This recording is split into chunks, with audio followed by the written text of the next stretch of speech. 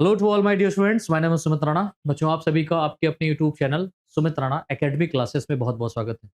I hope आप सभी लोग बहुत अच्छे होंगे, स्वस्थ होंगे, घर पे रह करके अच्छे से अपनी पढ़ाई कर रहे होंगे और स्कूल भी जा रहे होंगे। जैसा कि आप सभी लोग जानते हैं बच्चों कि ये जो चैनल क्रिएट किया गया था, ये चैनल स्पेशली हमारे 9 टू 12 तक के बच्चों के लिए क्रिएट किया गया है। और यहाँ पर स्पेशली हम हिंदी मीडियम और इंग्लिश मीडियम दोनों मीडियम को कवर कराएंगे। और आप सभी जानते हैं, अब चाहे हिंदी मीडियम की बात करें या इंग्लिश मीडियम की बात करें, दोनों में आपको फॉलो करना है एनसीईआरटी। ठीक है।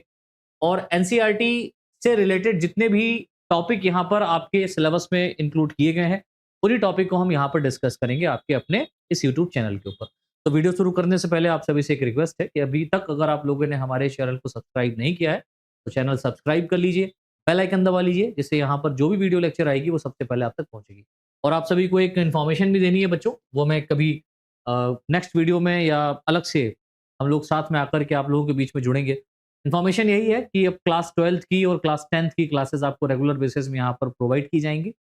और कोशिश करेंगे कि पूरे सत्र में आपके जितने भी चैप्टर यहाँ पर बायोलॉजी से रिलेटेड है, केमिस्ट्री से रिलेटेड है, मैथ से रिलेटेड है, फिजिक्स से रिलेटेड है, वो कराए जाए। ठीक है। तो आप लोग चैनल को सब्सक्राइब नहीं किए तो कर लीजिए, क्योंकि अब आप लोगों को यहाँ पर रेगुलर बेसिस पे क्लासेस मिलने वाली हैं। ठीक है। चलिए बच्चों, हम लोग बात करते हैं क्लास 12th की बायोलॉजी की। और क्लास 12th की बायोलॉजी में हम लोग जो यहाँ पर स्टार्ट करेंगे, यूनिट सेकंड स्टार्ट करेंगे। पहले हम लोग कौन सी पढ़ेंगे? यूनिट सेकंड पढ़ेंगे। यूनिट फर्स्ट को मैं थोड़ा सा स्किप कर रहा हूँ, लेकिन मैं डेफिनेटली उस यूनिट को भी जल्द ही आप लोगों के साथ में पैरेलल फॉर्म में स्टार्ट करूंगा, डोंट वरी। और डिटेल में लेकर के चलूंगा, ऐसा नहीं जो एनसीईआरटी में दिया गया है सिलेबस उसी के आधार पर पढ़ाऊं, नहीं। मैं थोड़ा सा आपको एडवांस लेवल पे भी पढ़ाऊंगा, नीट लेवल का। ये हमारी एकेडमिक क्लासेस जो भी रहेंगी बच्चों, यहाँ पर हम नीट प्लस एकेडमिक या एकेडमिक प्लस नीट लेवल आप मान के चलिए। अगर आप एकेडमिक क्लास है, आपका बोर्ड एग्जाम है, तो आप बिल्कुल सही प्लेटफॉर्म पर आए हुए हैं और यहाँ पर आप अपनी बढ़िया से स्टडी कर सकते हैं। आप अपने एग्जाम में क्या लिखना चाहते हो, थ्योरेटिकल पोर्शन, वो भी यहाँ से सीख सकते हैं। और concept based quality content video lecture को प्रोवाइड करना एसआरबीएससी क्लासेस और एसआर एकेडमिक क्लासेस का बहुत बहुत एक ये फेमस थॉट है। और यही हम लोग लेकर के चल रहे हैं। आप लोगों का बस प्यार और सपोर्ट बनाए रखिए। जिस तरीके से आप लोगों ने हमारे ग्रेजुएशन वाले चैनल को बहुत ज्यादा प्यार सपोर्ट दिया है, आशा करूंगा इस चैनल को भी आप लोग बहुत ज्यादा प्यार और सपोर्ट। चलिए बच्चों, स्टार्ट करते हैं आज का हम लोग यूनिट सेकंड। और यूनिट सेकंड में जो हमारा पहला चैप्टर है, उस चैप्टर का नाम है बच्चों principles of inheritance and variation. ये हमारा चैप्टर का नाम है। आप सभी लोग जानते हैं चैप्टर का नाम क्या है, principle of inheritance and variation, right.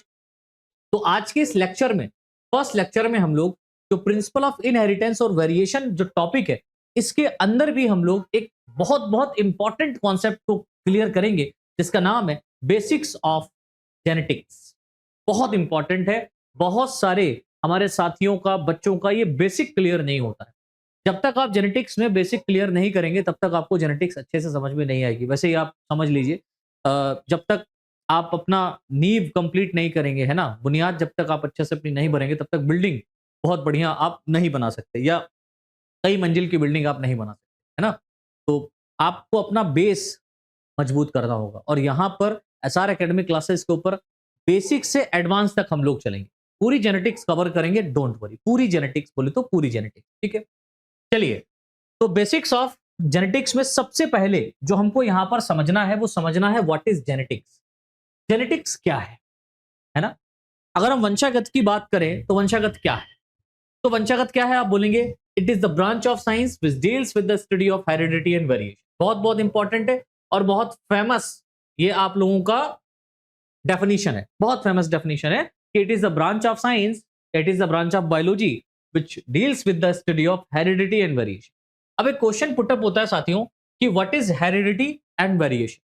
Heredity और वेरिएशन क्या है ना। तो हेरिडिटी की अगर आप बात करें, किसकी बात करें बच्चों? हेरिडिटी की बात करें, तो हेरिडिटी कहता है कि transmission of genetic character from parent to offspring.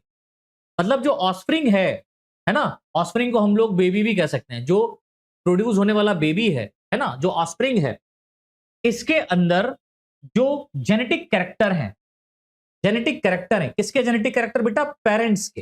यानी कि हम अपने आप की बात करें तो हमारे अंदर हमारे पेरेंट्स के जेनेटिक कैरेक्टर आए हुए हैं। हमारी मॉम के भी जेनेटिक कैरेक्टर है, हमारे फादर के भी जेनेटिक कैरेक्टर है। दोनों के जेनेटिक कैरेक्टर मिलने से हम डेवलप हो गए। तो ट्रांसमिशन, हेरिडिटी क्या कहने मतलब हुआ, transmission of genetic character from parent to offspring is known as heredity. And what is the variation, है ना, तो आप कहेंगे sir a child is not exact copy of its parent, यानी कि जो चाइल्ड होगा बेटा वो बिल्कुल एग्जैक्ट कॉपी नहीं होता है अपने पेरेंट की, है ना, और इंडिविजुअल या कोई भी इंडिविजुअल आप देख लें, मतलब different type of such individuals, कुछ एनिमल्स को छोड़ करके, लाइक ट्विंस को अगर आप छोड़ दें तो आप देखेंगे कि ये बिल्कुल भी जेनेटिक लेवल पर एक जैसे नहीं होते, वेरिएशन होगा इनमें, ठीक है। Individual of the same species have some differences which is called variation. हर एक स्पीसीज की अगर आप बात करें, कोई भी एक सेम स्पीसीज की आप बात कर लो, जैसे ह्यूमन पॉपुलेशन की बात करें, है ना, या हम डिफरेंट टाइप ऑफ एनिमल की पॉपुलेशन की बात करें, तो उनमें आपको वेरिएशन देखने को मिलेगा, कुछ ना कुछ तो चेंजेस मिलेगा, ठीक है, ये बात याद रखिएगा। अच्छा, एक्सेप्शन है, no two individuals are same in the world except monozygotic twins. मतलब दो ऐसे इंडिविजुअल्स जो मोनोजाइगोटिक ट्विंस हैं, ये भी क्या होते हैं, are same in the world, है ना, no two individuals are same, no two individuals are same in the world. पूरे वर्ल्ड में दो इंडिविजुअल कभी भी सेम नहीं हो सकते हैं एक्सेप्ट मोनोजाइगोटिक ट्विंस। यानी कि अगर आप मोनोजाइगोटिक ट्विंस की बात करें जो एक साथ बेबी डेवलप होते हैं या बच्चे या ऑस्प्रिंग आते हैं, जो ट्विंस होते हैं, जुड़वा होते हैं, ठीक है, तो इनके अंदर जो जेनेटिक कैरेक्टर होता है वो जेनेटिक कैरेक्टर सेम होता है और इनमें बहुत कम वेरिएशन आपको देखने को मिलेगा। आप कभी कभी पहचान ही नहीं पाओगे कि यार ये दो बंदे अलग अलग हैं कि एक जैसे हैं, है ना। तो मोनोजाइगोटिक ट्विंस जो होते हैं इनमें वेरिएशन बहुत कम देखने को मिलता है। हाँ, हाइट का थोड़ा सा कुछ हो सकता है या वेट में एक दूसरे से अलग हो सकते हैं, लेकिन जेनेटिक लेवल पर ये एक जैसे होते हैं, सेम होते हैं। अच्छा, एक स्टेटमेंट लिखा हुआ है, variations play a key role in evolution. Variations play a key role in evolution. देखिए, वेरिएशन अगर हो रहा है, ठीक है, वेरिएशन अगर हो रहा है तो इवोल्यूशन होगा, बहुत बहुत इंपॉर्टेंट है। अच्छा, तो अब हम एक कॉन्सेप्ट को यहां पर समझने का प्रयास करते हैं, उसके बाद हम थोड़ा सा आगे डिस्कस करेंगे। तो जैसे कि यहां पर बच्चों में एक बात करते हैं फादर और मदर की, ठीक है। जैसे मान लो ये हमारे फादर हैं, है ना। हेरिडिटी और वेरिएशन क्या होता है इसको अच्छे से समझने के लिए थोड़ा सा मैं एग्जांपल दे रहा हूं। मान लीजिए ये हमारे पिताजी हैं, हमारे फादर हैं, राइट। और फादर का मीटिंग डेफिनेटली हमारी मदर से हुआ होगा, है ना, तभी हम प्रोड्यूस हुए हैं। तो ये हमारी मॉम है, राइट, ये हमारी मदर है। तो फादर और मदर के बीच में मीटिंग हुआ, तभी क्या डेवलप हुआ बेटा, ऑस्प्रिंग डेवलप हुआ, मतलब हम लोग डेवलप हुए। और आजकल की जनरेशन तो बाल आप देख ही रहे खड़े खड़े से रखती है, तो मान लो ये हम लोग हैं, ये हम लोग नहीं मतलब आप लोग हैं, है ना, आप लोग न्यू जनरेशन के हैं। तो ये क्या डेवलप हो गया बेटा, ऑफस्प्रिंग डेवलप हो गया। क्या डेवलप हो गया बेटा, ऑफस्प्रिंग या चाइल्ड। तो यहां पर एक कॉन्सेप्ट समझने का प्रयास करें कि यहां पर फादर से इसके चाइल्ड के अंदर, ठीक है, कुछ कैरेक्टर आए और मदर से भी इनके चाइल्ड के अंदर कुछ कैरेक्टर आए। तो जो ट्रांसमिशन ऑफ कैरेक्टर होता है, जो ट्रांसमिशन ऑफ कैरेक्टर हो रहा है, इसी को हम क्या कहते हैं बेटा, हेरिडिटी कहते हैं। तो हेरिडिटी क्या है, मैंने बताया कि हेरिडिटी क्या है कि transmission of genetic character from parent to offspring is known as heredity, right. अब आप एक बात यहां पर समझने का प्रयास करें कि जो हेरिडिटी हो रहा है, इस हेरिडिटी में अगर हम टोटल नंबर ऑफ क्रोमोसोम की बात करें ह्यूमन बींग्स में, चलो मैं कॉन्सेप्ट समझाने का प्रयास करता हूं। अगर हम बात करते हैं total number of human chromosome, ठीक है, ह्यूमन क्रोमोसोम, तो आप कहेंगे सर कितना होता है, 46 होता है। टोटल नंबर ऑफ क्रोमोसोम कितना होता है बेटा, 46 होता है। अब ये 46 जो नंबर ऑफ क्रोमोसोम है, ये हमारे फादर के अंदर भी था, हमारे मदर के अंदर भी है। ये 46 नंबर ऑफ क्रोमोसोम हमारे फादर के अंदर भी है, हमारे मदर के अंदर भी है, और हम देख रहे हैं ये 46 नंबर ऑफ क्रोमोसोम हमारे अंदर भी है। तो जो 46 नंबर ऑफ क्रोमोसोम्स ये जो कंस्टेंट फॉर्म में प्रेजेंट है जनरेशन टू जनरेशन, ये कैसे पॉसिबल है। तो इसके लिए आपको पता होना चाहिए कि जो यहाँ पर ह्यूमन बींग्स की जो जर्म सेल्स पाई जा रही हैं, इनके अंदर जब गैमिटोजेनेसिस होता है, क्या होता है मेरे प्यारे साथियों, गैमिटोजेनेसिस। तो गैमिटोजेनेसिस के दौरान एक प्रोसेस होता है जिसको हम लोग बोलते हैं क्रॉसिंग ओवर। क्रॉसिंग ओवर, और क्रॉसिंग ओवर जो प्रोसेस होगा, ये प्रोसेस होता है बेटा मियोसिस डिवीजन के अंदर। कहां होता है, मियोसिस डिवीजन के अंदर। तो गैमेटोजेनेसिस में हो रहा है मियोसिस डिवीजन, और मियोसिस डिवीजन में हो रहा है बेटा क्या, क्रॉसिंग ओवर। ठीक है, क्रॉसिंग ओवर के कारण ही वेरिएशन आता है। जब मियोसिस डिवीजन होगा तो आपको पता है मियोसिस डिवीजन में जो number of chromosome 46 number of chromosome है, सेल्स पाई जा रही है, जो सेल है ये 23 नंबर ऑफ क्रोमोसोम्स में डिवाइड हो जाएगी, 23 नंबर ऑफ क्रोमोसोम में डिवाइड हो जाएगी। फिर प्रत्येक हर एक सेल अगेन डिवाइड करके इस तरीके से 4 डॉटर गैमेटिक सेल्स का फॉर्मेशन करती है। 23 नंबर यहां पर होगा, 23 यहां पर होगा, 23 यहां पर होगा, 23 यहां पर होगा। आपको पता है कि हमारे फादर में जब गैमेटोजेनेसिस हुआ होगा तो 23 नंबर ऑफ क्रोमोसोम्स का जीनोम एक तरफ बना होगा, मदर में भी 23 नंबर ऑफ क्रोमोसोम्स का जीनोम बना होगा। जब ये 23 नंबर ऑफ क्रोमोसोम्स मदर से आए, 23 नंबर ऑफ क्रोमोसोम फादर से आए, तो दोनों के मिलने से हमारे अंदर जो टोटल नंबर ऑफ क्रोमोसोम आ गए वो कितना आ गया, तो 23 प्लस 23 इज इक्वल टू 46।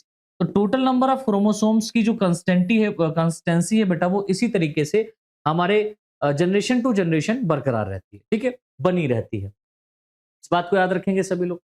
तो हेरिडिटी कहने का मतलब क्या होता है कि transmission of genetic character from parent to offspring is known as heredity. ठीक है, और हेरिडिटी के कारण आप देख रहे हैं, हेरिडिटी तो हो रहा है, हेरिडिटी के कारण माता और पिता, फादर और मदर के हमारे अंदर कैरेक्टर हैं, लेकिन क्या आपने कभी ऐसा देखा है कि जो ये चाइल्ड है ना, ये जो चाइल्ड है, क्या ये चाइल्ड कभी अपने मदर या अपने फादर की एग्जैक्ट कॉपी होता है? नहीं। या आप अपने घर में अपने आप को रिलेट कर लीजिए अपने भाई बहनों के बीच। क्या आपके जो भाई बहन हैं, आप जो भाई बहन है, क्या एक दूसरे के सिमिलर आप दिखाई देते हैं? नहीं। तो यही है क्या बेटा, यही वेरिएशन है। इसी को हम बोलते हैं वेरिएशन, राइट? इसी को हम बोलते हैं क्या, वेरिएशन। और वेरिएशन किसके कारण होता है? तो आप बोलेंगे सर क्रॉसिंग ओवर के कारण वेरिएशन होता है। मैंने अभी आपको बताया। ठीक है, वेरिएशन क्रॉसिंग ओवर के कारण होता है। तो वेरिएशन एक्चुअल में क्रॉसिंग ओवर के कारण होता है। अभी मैं आगे बताऊंगा वेरिएशन के टाइप। तो वेरिएशन क्या है? A child is not an exact copy of its parent और individual of the same species have some differences which is called variation. ठीक है, तो ये बात समझ में आई बेटा, ये वाला कॉन्सेप्ट समझ में आ गया। चलो आगे बढ़ते हैं। अब कुछ खास बातें हैं कि भाई जो वेरिएशन है, इसको भी अगर हम थोड़ा सा फर्दर एक्सप्लेन करना चाहें तो वेरिएशन को भी यहां पर थोड़ा सा एक्सप्लेन कर लेते हैं, क्योंकि जेनेटिक्स को पढ़ने से पहले बेटा टर्मिनोलॉजी भी आपको आनी चाहिए जेनेटिक्स की। तो आगे मैं टर्मिनोलॉजी ही पढ़ाऊंगा, अभी जेनेटिक्स का हम लोग इंट्रोडक्शन देख रहे हैं। ठीक है, अब वेरिएशन कितने प्रकार का होता है, तो वेरिएशन क्या होता है ये तो आप समझ गए। वेरिएशन क्या है भाई, जितने भी ऑर्गेनिज्म होते हैं वो एक दूसरे के सिमिलर नहीं होते, तो उनके अंदर क्या होता है, वेरिएशन होता है। अब वेरिएशन की बात करें तो variation are two types. Variation कितने टाइप का होता है बेटा? दो टाइप का होता है। एक होता है सोमेटिक वेरिएशन, कौन सा, सोमेटिक वेरिएशन, और दूसरा होता है जर्मिनल वेरिएशन। बहुत बहुत इंपॉर्टेंट है, याद रखिएगा। वेरिएशन कितने टाइप का होता है? तो आप कहेंगे सर वेरिएशन टू टाइप का होता है, एक सोमेटिक वेरिएशन होता है, एक जर्मिनल वेरिएशन। सोमेटिक वेरिएशन क्या होता है? तो देखिए लिखा हुआ है variation occur in the body cell और somatic cell is known as somatic variation. ऐसा वेरिएशन जो बॉडी सेल के अंदर हो रहा है एक्सेप्ट जर्म सेल को छोड़ करके। जर्म सेल बोले तो टेस्टिस और ओवरी, टेस्टिस और ओवरी को छोड़ करके बॉडी के किसी भी भाग में, बॉडी के किसी भी पार्ट में अगर वेरिएशन होता है तो उसको हम बोलते हैं क्या, सोमेटिक वेरिएशन। जर्मिनल वेरिएशन क्या होता है? वेरिएशन अकर इन रिप्रोडक्टिव और germinal cell is known as germinal variation. ठीक है, ये कहां पर वेरिएशन होगा? जर्मिनल सेल के अंदर वेरिएशन होगा। अच्छा, सोमेटिक वेरिएशन क्या कहता है? तो दीज आर नॉट हेरिडिटरी, ये हेरिडिटी नहीं होता, meaning they are not transmitted from parent to offspring. जो सोमेटिक वेरिएशन होता है ये पेरेंट से ऑफस्प्रिंग में ट्रांसमिट नहीं होता, इस बात को याद रखिएगा। याद रखोगे? चलो नेक्स्ट यहां पर देखिए जर्मिनल वेरिएशन में क्या होता है? These are hereditary and are passed on from generation to generation.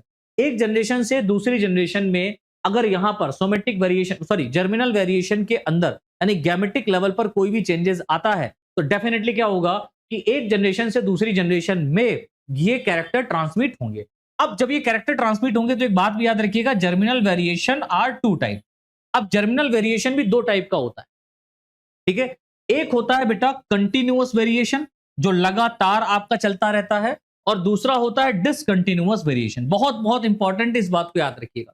Germinal variation दो टाइप का होता है, continuous variation and discontinuous variation. Continuous variation कहने का मतलब क्या होता है? ऐसा वेरिएशन जो हर जनरेशन के एक जनरेशन के बाद दूसरी जनरेशन में आपको देखने को मिलेगा। और ये किसके कारण होता है? तो ड्यू टू क्रॉसिंग ओवर। आपको बस इतना याद रखना है कि जो कंटिन्यूअस वेरिएशन होता है ये क्रॉसिंग ओवर के कारण होता है, क्योंकि ये कभी रुकता नहीं। आप जानते हैं जो बेबी प्रोड्यूस होगा, ऑफस्प्रिंग प्रोड्यूस होगा तो गैमेटोजेनेसिस होगी।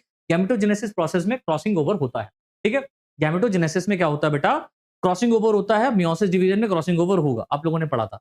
तो ड्यू टू क्रॉसिंग ओवर के कारण कंटिन्यूअस वेरिएशन आएगा। और वहीं अगर हम बात करते हैं डिसकंटिन्यूअस वेरिएशन की, तो ड्यू टू म्यूटेशन। म्यूटेशन का एक अलग से पूरा चैप्टर है, मतलब पूरा टॉपिक है, सॉरी चैप्टर नहीं, पूरा टॉपिक है, उसको मैं अलग से डिस्कस करूंगा। म्यूटेशन डिफरेंट टाइप से हो सकता है और क्या क्या एबनॉर्मलिटीज बॉडी के अंदर आ जाती हैं वो भी डिस्कस करेंगे, है ना। तो बस आप लोग बने रहिए, सपोर्ट कीजिए, क्लास को शेयर कीजिए ज्यादा से ज्यादा, और लाइक और चैनल सब्सक्राइब नहीं किया तो कर लीजिए।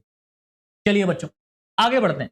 अब कुछ इंपॉर्टेंट पॉइंट्स आप देख लीजिए जेनेटिक्स से रिलेटेड जो आपको पता होने चाहिए। जैसे कि हम बात करते हैं the term genetics was given by, सबसे पहले आपको जेनेटिक टर्म किसने दिया? तो आप कहेंगे सर बैटसन ने। ये एक एक नंबर के क्वेश्चन है, आपको याद रखना है। The father of genetics is sir Gregor John Mendel. इनको हम थोड़ा सा पदवी देते हैं सर की, क्योंकि ये ना होते तो जेनेटिक्स आज हमारे बीच ना होती, ऐसा मेरा मानना है।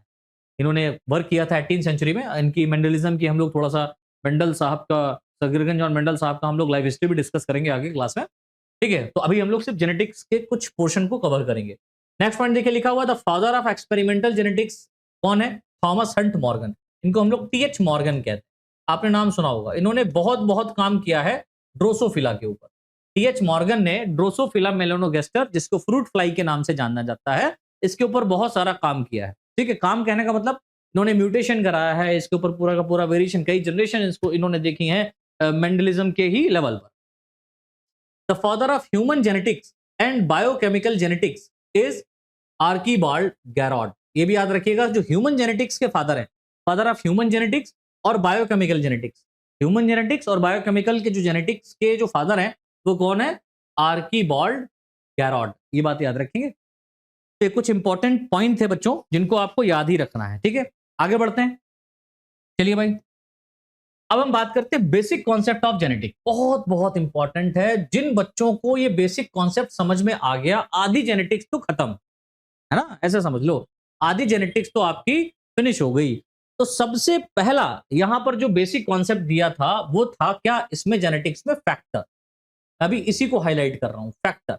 एक्चुअल में फैक्टर को बाद में जीन कहा गया, फैक्टर को बाद में जीन कहा गया। लेकिन जब मेंडल साहब अपना वर्क कर रहे थे तो मेंडल साहब को ये नहीं पता था कि क्या होता है ना, क्या होता है जो एक पेरेंट से दूसरे पेरेंट में कैरेक्टर को ट्रांसमिट करता है, कंट्रोल करता है।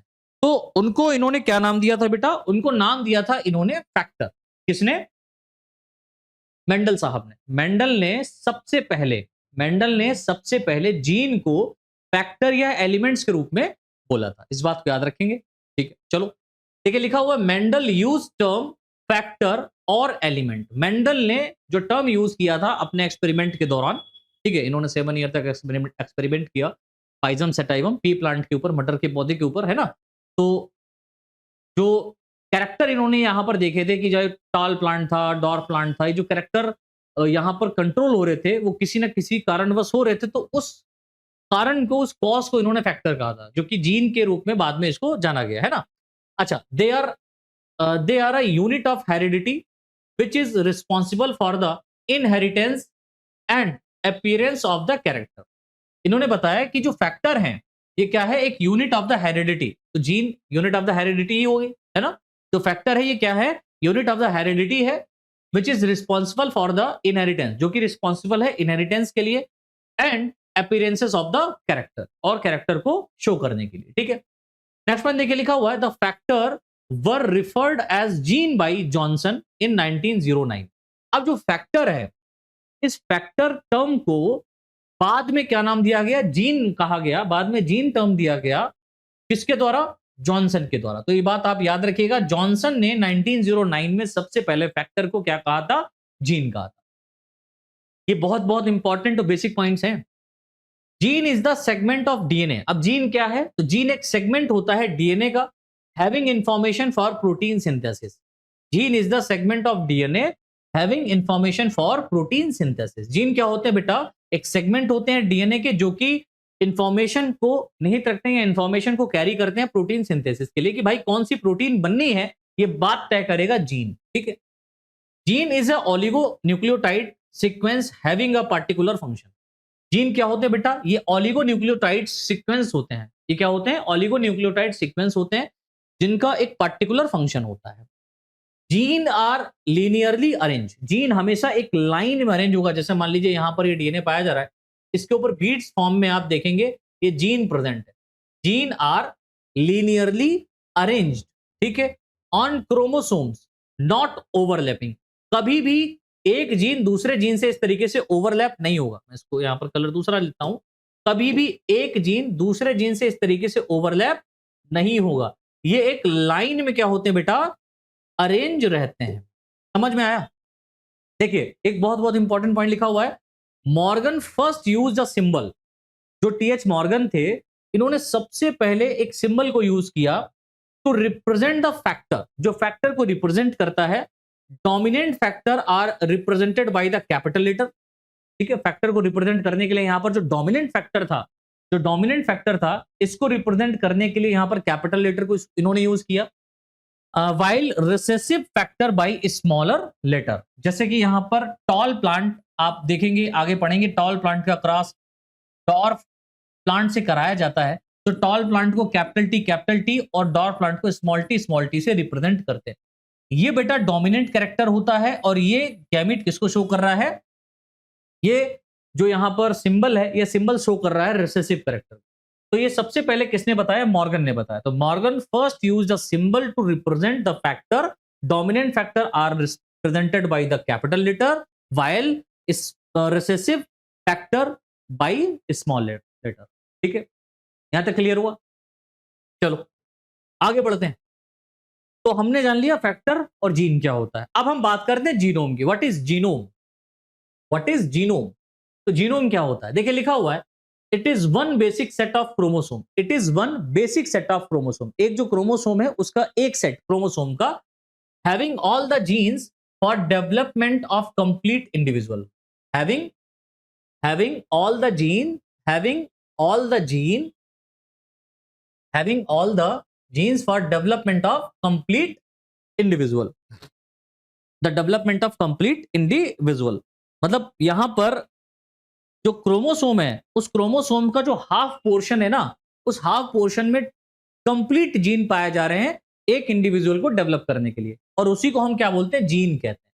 Half of the total number of chromosome is called genome. क्या लिखा हुआ है? Half of the total number of chromosome is called genome और गैमीट। जो टोटल नंबर ऑफ क्रोमोसोम, जैसे हम ह्यूमन बींग्स की बात कर लेते हैं, ठीक है, जैसे यहां पर ह्यूमन बींग की हम बात करें, तो ह्यूमन बींग्स में जो टोटल नंबर ऑफ क्रोमोसोम होता है वो कितना होता है बेटा? 46। 46 का जो हाफ होगा वो 23 एंड 23 होगा। तो जो 23 number of total number of chromosome होगा एक सेल के अंदर, इसी को हम लोग क्या बोलेंगे बेटा? गैमीट, या इसी को हम बोलेंगे जीनोम। तो जीनोम क्या होता है? तो आप कहेंगे half of the total number of chromosome is called genome. Genome की अगर डेफिनेशन पूछी जाए तो आप क्या कहेंगे? Half of the total number of chromosome is called genome. याद रखोगे? अब जैसे हम बात करते हैं वन जीनोम ऑफ ह्यूमन तो 23, one genome of P plant तो 7, है ना। इसका ये हैप्लॉइड में हम इस तरीके से हैप्लॉइड से रिप्रेजेंट करते हैं एन से। एंड मेज में क्या होता है? वन जीनोम ऑफ मेज, हैप्लॉइड कितना होगा? एन 10 होगा। तो इसका 2n कितना हो जाएगा? 46। इसका 2n कितना हो जाएगा? 14। और इसका 2n कितना हो जाएगा बेटा? 20। यही तो होगा। तो टोटल नंबर ऑफ क्रोमोसोम्स का जो हाफ पोर्शन होता है उसी को हम क्या कहते हैं? जीनोम कहते हैं। याद रखोगे? बहुत सिंपल है। चलो आगे बढ़ते हैं। अब हम बात करते हैं एलील्स की, बहुत इंपॉर्टेंट है। एलील, या इसको हम लोग एलीलोमॉर्फ के नाम से जानते हैं। एलील कहो बेटा या कहो एलीलोमॉर्फ। देखिए एलील और एलीलोमॉर्फ क्या होता है? तो लिखा हुआ alternative form of a gene. Alternative means यहां पर जैसे कैपिटल ए और स्मॉल ए आ गया, capital T small t, capital R small r, capital Y small y. तो अल्टरनेटिव फॉर्म में यहां पर जो जीन है वो अरेंज है। एक तो डोमिनेंट फैक्टर होगा, दूसरा recessive factor. Dominant gene, recessive gene, dominant gene, recessive gene, इस तरीके के अल्टरनेटिव फॉर्म में पाया जाना क्या कहलाता है? एलील कहलाता है। तो alternative form of a gene which are located in the same position या लोकाई या लोकस अब जो लोकाई है, जो लोकस है, ये क्या है? तो आप बोलेंगे sir represent position of gene on chromosome. ये क्या करता है? रिप्रेजेंट कर रहा है एक जीन को जो क्रोमोसोम्स के ऊपर प्रेजेंट होता है।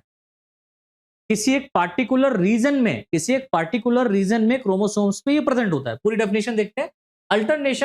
Alternative form of a gene which are located in the same position loci or locus on the homologous chromosome is called allele। अब ये homologous chromosome कहां से आए? तो आप सबको पता है कि हाफ नंबर ऑफ क्रोमोसोम पापा से आए और half number of chromosome mummy से आए। तो 23 पापा से, 23 मम्मी से। अब यहां पर आप देखिए 23 ये पापा से क्रोमोसोम आ रहे हैं, 23 मान लो ये 5 है, 23 मान लेते हैं, 23 ये मम्मी से क्रोमोसोम आ रहा है। अब होमोलोगस क्या है? होमोलोगस मींस जो एक जैसे क्रोमोसोम हो, सिमिलर हो। अब जैसे मान लो ये वाला जो क्रोमोसोम है, ये क्रोमोसोम नंबर 1 मान लो, ये क्रोमोसोम नंबर 1। अब यहां पर पेयरिंग क्या इस वाले क्रोमोसोम से कर सकता है, इससे कर सकता है, इससे कर सकता है, इससे कर सकता है? नहीं, इसके जैसा जो क्रोमोसोम आपको दिखेगा उसी के साथ में ये पेयरिंग करेगा। ठीक है, तो होमोलोगस मींस एक जैसे क्रोमोसोम दिखने वाले। तो 5 फिंगर्स एक बराबर होती हैं, तो मान लो 23 क्रोमोसोम इस तरीके से क्या करेंगे? पेयरिंग कर लेंगे, है ना? तो ये क्रोमोसोम्स क्या हो जाएंगे? होमोलोगस कहलाएंगे। अब मैंने क्या बताया कि एक पोजीशन पर, अब जैसे मान लो इस पोजीशन पर, यहां पर इस नंबर ऑफ क्रोमोसोम पर, इस पोजीशन पर जीन प्रेजेंट है, ये जीन प्रेजेंट है, और इस होमोलोगस क्रोमोसोम पर ये जीन प्रेजेंट है। तो सेम लोकेशन या सेम लोकाई या लोकस पर जब जीन प्रेजेंट होता है और अल्टरनेटिव फॉर्म में प्रेजेंट होता है, एक डोमिनेंट होता है, एक रिसेसिव होता है, तो ऐसे स्ट्रक्चर को हम लोग एलील्स कहते हैं या एलिलोमॉर्फ कहते हैं। समझ में आ रहा है? देख लो भाई, डायग्राम यहां पर बना हुआ है। एक क्रोमोसोम ये बना है, एक क्रोमोसोम ये बना है। दोनों क्रोमोसोम्स के अंदर आप देखो डिफरेंसेस कितना अच्छा है। यहां पर एलील फर्स्ट और यहां पर एलील सेकंड है। ये होमोलोगस क्रोमोसोम है। सेम लोकाई पर देखो, ये देखो एकदम, मैं यहां पर इसको लाइन भी कर दे रहा हूं, सेम लोकाई पर एकदम एग्जैक्ट। यहां पर ए और यहां पर स्मॉल है, यहां पर कैपिटल ए, यहां पर स्मॉल है। अल्टरनेटिव फॉर्म में देखो पाया जा रहा है। अल्टरनेटिव फॉर्म, एक डोमिनेंट है, एक रिसेसिव है, एक डोमिनेंट एलील है, एक रिसेसिव एलील है। ये दोनों एक होमोलोगस क्रोमोसोम पर प्रेजेंट है। ये कैसा होता है बेटा? होमोलोगस। ये कैसा है बेटा? होमोलोगस क्रोमोसोम है। अब जब जाहिर सी बात है इनके क्या बनेंगे? गैमीट्स बनेंगे। तो गैमीट यहां पर एक तो होमोजाइगस फॉर्म में बन सकता है, भाई कैपिटल ए ये बना दे, या कैपिटल ए स्मॉल ए ये बना दे, या तो capital A small A, capital A small A. ये हेटेरोजाइगस कंडीशन यहां पर बनेगी। समझ में आ रहा है? इस तरीके से ये हेटेरोजाइगस कंडीशन बनेगी स्पेशली। तो एलील फॉर्म, एलील क्या होते हैं? तो आप कहेंगे alternative form of a gene. Alternative form of a gene, चाहे वो फिर डोमिनेंट हो या रिसेसिव हो। Alternative form of a gene which are located in the same position of homologous chromosome on the homologous chromosome is called allele। Clear हुआ? समझ में आया यहां तक? चलो आगे बढ़ते हैं। ये भी बहुत इंपॉर्टेंट है बेटा, समझ में नहीं आया दोबारा से वीडियो देखिएगा इसको। अब हम बात करते हैं कैरेक्टर की। What is character? अब जो कैरेक्टर होते हैं वो कैरेक्टर कैसे होते हैं भाई, ये भी तो जानना बहुत जरूरी है ना? चलो, कैरेक्टर क्या होता है, किसी इंडिविजुअल का क्या कैरेक्टर है? तो आप कहेंगे sir it is a feature of organism. ये एक फीचर होता है ऑर्गेनिज्म का। It is the feature of, it is a feature of organism. For example height of stem, it is feature of organism. Feature जो किसी feature को represent करे। जैसे आप देखेंगे कोई एक ऑर्गेनिज्म है वो कलरफुल है, तो कलर क्या हो जाएगा? एक कैरेक्टर है। कलर क्या है? एक कैरेक्टर है। कलर, मैंने कलर बोला, कौन सा कलर ये नहीं बोला, मैंने कलर बोला। Colour is character. या अगर मैं बात करूं हाइट की, हाइट इज कैरेक्टर। मैंने ये नहीं कहा कि वो लंबा है, ये वो टॉल है, वो डॉर्फ है, मैंने ये नहीं कहा, मैंने कहा हाइट। तो हाइट क्या है? अब हाइट या तो टॉल हो सकती है, या तो डॉर्फ हो सकती है, या तो मीडियम हो सकती है। टॉल और डॉर्फ को ही कैरी करते हैं, स्पेशली तीसरा वाला छोड़ दो, टॉल या डॉर्फ। तो जो कैरेक्टर होता है वो एक क्या होता है? स्पेसिफिक फीचर होता है किसी एक ऑर्गेनिज्म का। It is a specific feature of an organism. ठीक है, लाइक हाइट ऑफ स्टेम। भाई जो प्लांट, पी प्लांट जो मेंडल ने यूज किया था अपने एक्सपेरिमेंट में, उसकी हाइट कैसी थी, उसमें शेप कैसा था, सीड का शेप कैसा था, है ना, पॉट का शेप कैसा था, ये सबको इन्होंने देखा था। तो ये क्या था? कैरेक्टर था। अब कैरेक्टर जो होते हैं उनके हमेशा क्या पाए जाते हैं बेटा? ट्रेट पाए जाते हैं। हमेशा कैरेक्टर के क्या होते हैं? ट्रेट पाए जाते हैं। आगे बताऊंगा कैरेक्टर और ट्रेट, फिलहाल अभी समझ लो। ट्रेट क्या होता है, देखिए लिखा हुआ है, it is the distinguishing features of a character and its detectable variants. For example tallness, यानी कि लंबापन, डॉर्फनेस, बोनापन, फॉर हाइट। जैसे हाइट के लिए क्या हो जाता है, टॉलनेस, डॉर्फनेस। कलर की बात करें तो ग्रीन येलो कलर हो गया। शेप की बात करें तो रिंकल्ड, राउंड, यही सब तो आप पढ़ेंगे आगे। तो शेप क्या हो गया, कैरेक्टर हो गया। कलर क्या हो गया, कैरेक्टर हो गया, है ना। हाइट क्या हो गया, कैरेक्टर हो गया। और इसका ट्रेट क्या हो जाएगा, तो हर एक कैरेक्टर के दो ट्रेट होते हैं। याद रखिएगा, हर एक कैरेक्टर के कितने ट्रेट होते हैं बच्चों, दो ट्रेट होते हैं। ठीक है। अब यहां पर जो ट्रेट है, इस ट्रेट में एक तो डोमिनेंट ट्रेट होगा और दूसरा रिसेसिव ट्रेट होगा। एक डोमिनेंट ट्रेट होगा, एक रिसेसिव ट्रेट होगा। मैंने बोला ना, दो, हर एक कैरेक्टर के दो ट्रेट हैं, एक तो डोमिनेंट ट्रेट होगा, दूसरा रिसेसिव। डोमिनेंट ट्रेट क्या होता है, देखिए लिखा हुआ है, it is an allele that express it trait even in the presence of an alternative allele that is in heterozygous condition, only dominant express in hybrid. समझे क्या कह रहा है, इट इज एन एलील, यहां पर कुछ ऐसे एलील पाए जा रहे हैं दैट एक्सप्रेस, जो एक्सप्रेस करते हैं it's trait even in the presence of an alternative alleles. Alternative alleles में अपने आप को एक्सप्रेस करते हैं, that is in heterozygous condition. Heterozygous condition जैसे आपको पता है कैपिटल टी स्मॉल टी इसका क्रॉस कराएं तो यहां पर कैपिटल टी आएगा, यहां पर स्मॉल टी आएगा, इनका क्रॉस कराएं तो कैपिटल टी स्मॉल टी, इस तरीके से बनता था। ये हाइट ऑफ सिस्टम लिया गया था। ये टॉल वाला प्लांट है, टॉल हाइट का प्लांट है, और ये डॉर्फ हाइट का प्लांट है, डॉर्फ हाइट का प्लांट है। तो यहां पर आप देख रहे हैं जो कैपिटल टी आया है ना, ये डोमिनेंट कैरेक्टर हो गया बेटा, डोमिनेंट कैरेक्टर हो गया। और ये वाला स्मॉल टी जो है, ये कैसा हो गया, रिसेसिव कैरेक्टर हो गया, रिसेसिव कैरेक्टर। अब जो डोमिनेंट ट्रेट होगा, जो डोमिनेंट ट्रेट होगा वो अपने आप को एक्सप्रेस करेगा F1 जनरेशन में, और जो रिसेसिव ट्रेट होगा वो अपने आप को सप्रेस करेगा। तो dominant trait means it is an allele that express its trait even in the presence of an alternative allele that is in heterozygous condition। तो यहां पर आप देखिए ये जो कंडीशन है, ये हेट्रोजाइगस है कि नहीं है भाई। कैपिटल टी है, capital T homozygous, small T homozygous, capital T small T heterozygous. तो हेट्रोजाइगस कंडीशन में डोमिनेंट कैरेक्टर अपने आप को एक्सप्रेस कर रहा है, इट इज एक्सप्रेस, है ना। Heterozygous condition only dominant express, only dominant character is express. तो जो F1 जनरेशन में जितने भी प्लांट आते हैं वो सारे के सारे टॉल होते हैं, है ना। जैसे कि यहां पर हम क्या बात करेंगे, टॉलनेस की बात करें, राउंड सीड की बात करें इन पी प्लांट। टॉलनेस यानी कि हाइट में टॉलनेस, लंबा पौधा हो गया। और राउंड शीट, राउंड क्या है, एक डोमिनेंट कैरेक्टर है ना। Round sheet, yellow colour seed, है ना, ये भी एक डोमिनेंट कैरेक्टर है।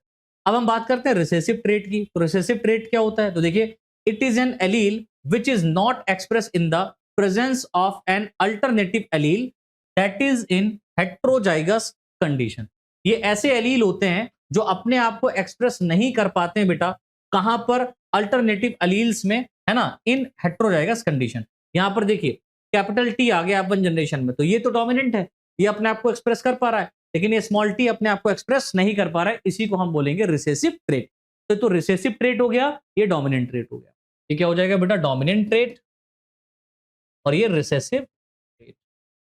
तो जो अपने आप को एक्सप्रेस करे वो डोमिनेंट, जो सप्रेस करे वो रिसेसिव। समझ में आया बच्चों। चलो आगे बढ़ते हैं। अब हम बात करते हैं what is the homozygous condition and heterozygous condition.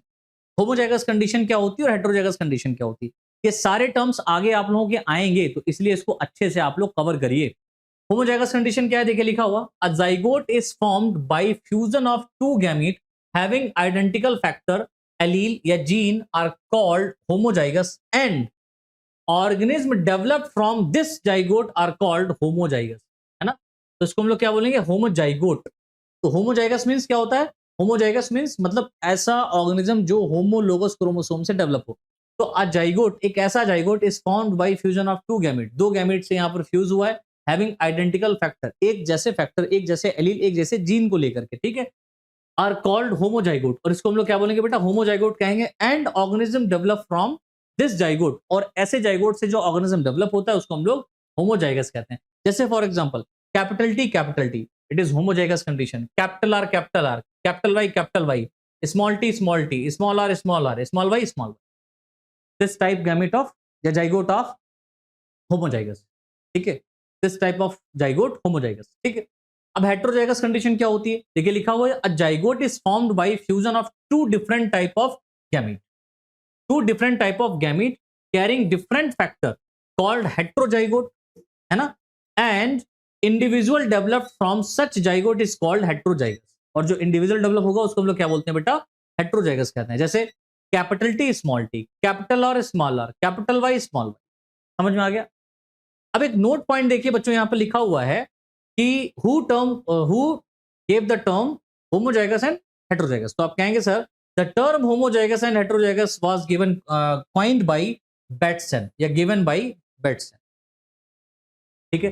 तो होमोजाइगस और हेट्रोजाइगस कंडीशन को किसने रिप्रेजेंट किया था, किसने नाम दिया था, तो आप कहेंगे सर बेटसन ने। आगे बढ़ते हैं। अब होमोजाइगस हेट्रोजाइगस के साथ साथ एक कंडीशन आती है बेटा हेमीजाइगस, कैसी आती है, hemizygous condition. Sir hemizygous condition क्या होती है, देखो लिखा हुआ है it is a single allylic condition, ये एक सिंगल एलिलिक कंडीशन होती है, मतलब एक ही जीन प्रेजेंट होगा, ठीक है। In if an individual contains only one gene of a pair then the individual is said to be hemizygous condition, और इंडिविजुअल कैसा होगा, हेमीजाइगस कंडीशन होगा। And male individuals are always hemizygous for sex linked gene, male individual जो होता है वो हमेशा कैसा होता है, हेमीजाइगस कंडीशन में पाया जाता है।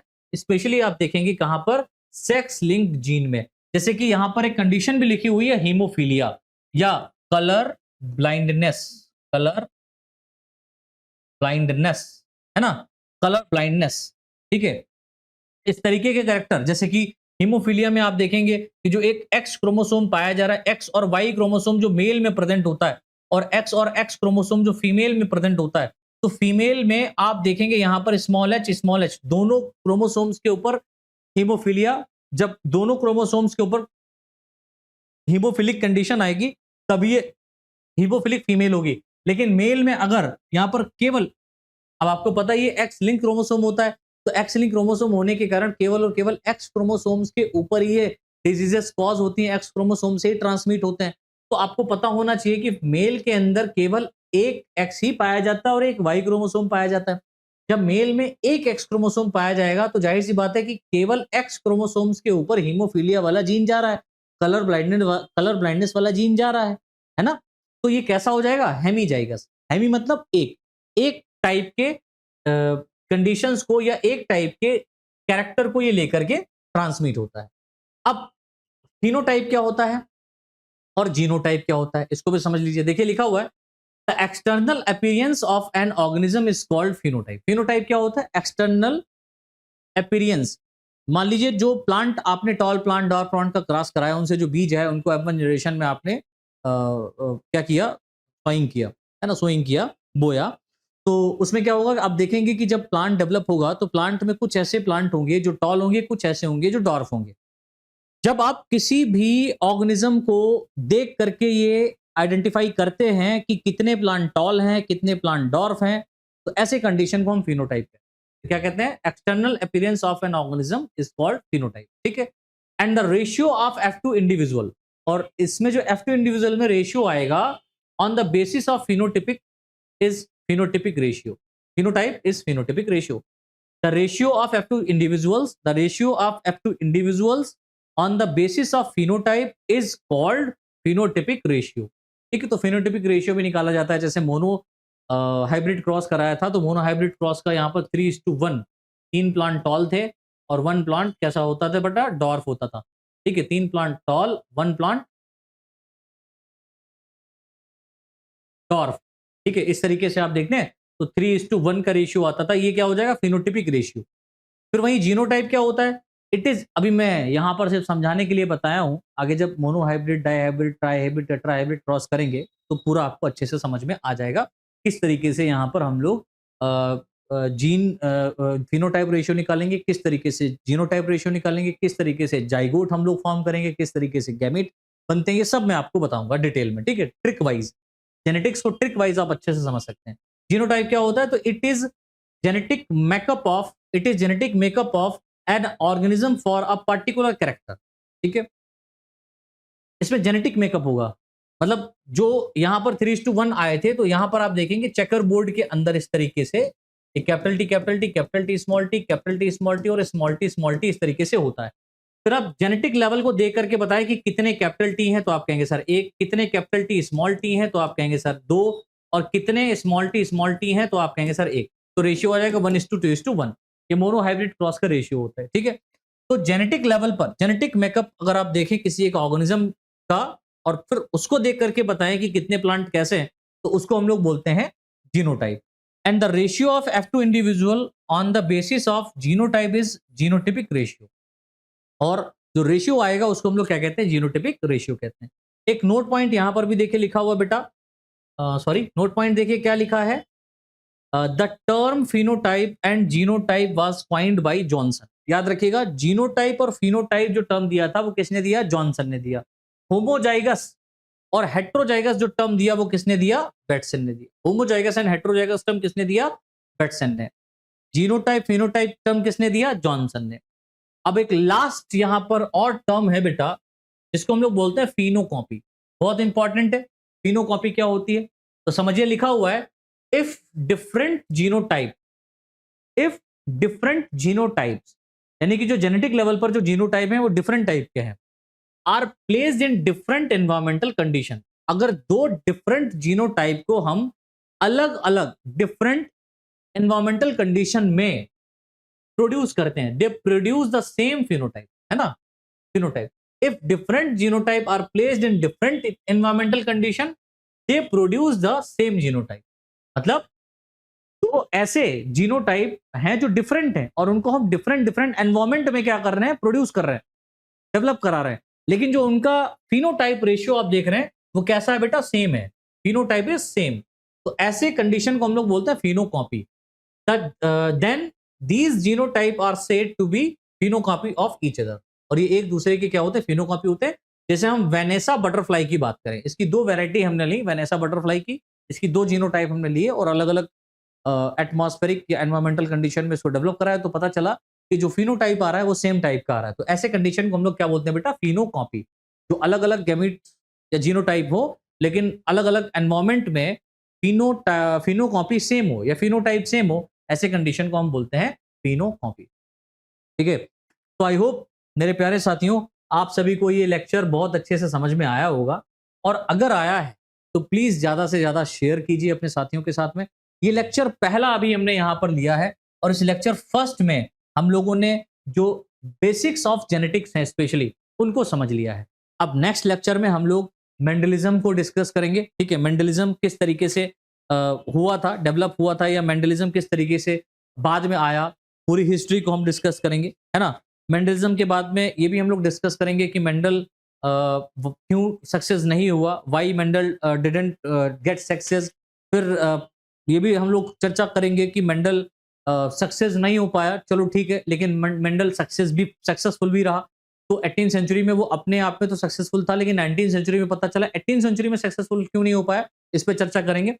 और reason for the Mendel success, क्या रीजन था मेंडल का सक्सेस होने का इस कंडीशंस में। ठीक है, और जो मेंडल ने अपनी टेक्निक यूज की थी उसको भी हम लोग डिस्कस करेंगे नेक्स्ट क्लास में। तो इतने टॉपिक हैं, इनको हम लोग नेक्स्ट लेक्चर में कवर करेंगे। देन उसके बाद में हमारा एक और बहुत बहुत बढ़िया नेक्स्ट लेक्चर रहेगा जिसमें हम लोग मोनो हाइब्रिड, डाई हाइब्रिड और ट्राई हाइब्रिड क्रॉस को कोशिश करेंगे monohybrid, dihybrid, trihybrid cross एक ही लेक्चर में हम निपटा दें। नहीं तो monohybrid cross, dihybrid cross, trihybrid cross को हम लोग अलग अलग वीडियो में कवर कर लेंगे। ठीक है, इससे आपको अच्छे से समझ में भी आ जाएगा और आप पूरे के पूरे कॉन्सेप्ट के साथ में क्वेश्चंस को भी पुटअप कर पाएंगे। ठीक है, तो सारा का सारा यहाँ पर लेकर के चलेंगे मेरे प्यारे साथियों। आई होप आपको ये वीडियो लेक्चर समझ में आया होगा। अगर आया है तो प्लीज चैनल को सब्सक्राइब कर लीजिए, वीडियो को लाइक करके अपने साथियों के साथ में जरूर शेयर कीजिए, अपनी फ्रेंड सर्कल में इसको सर्कुलेट कर दीजिए और बता दीजिए कि SR